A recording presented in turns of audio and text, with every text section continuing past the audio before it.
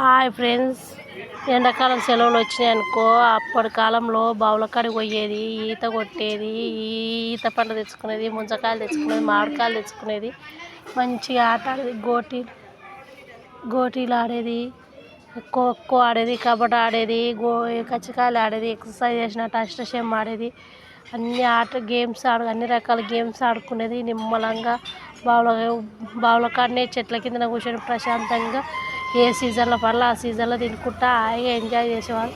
ఏ కాలంలో పనులు లేవు, ఏం లేవు, ఇళ్ళల్లోనే కూర్చుంటారు. ల్యాప్టాప్, టీవీలు, సెల్లులు చూసుకుంటా ఏసీలు పెట్టుకొని కూర్చుంటారు. బయటికి వెళ్ళరు, ఏ గేమ్స్ ఆడరు, ఏం చేయరు ఫ్రెండ్స్. అందుకనే యాక్టివ్గా ఉండరు పిల్లలు. అప్పటి కాలంలో యాక్టివ్గా ప్రతి ఒక్క ఆట ఆడి ఎక్సర్సైజ్ చేసి గట్టిగా ఉండేది. ఇప్పుడు పాలలో ఈత రాదు, ఏది రాదు, ఇంట్లోనే వంటారు, ఇంట్లోనే తింటారు.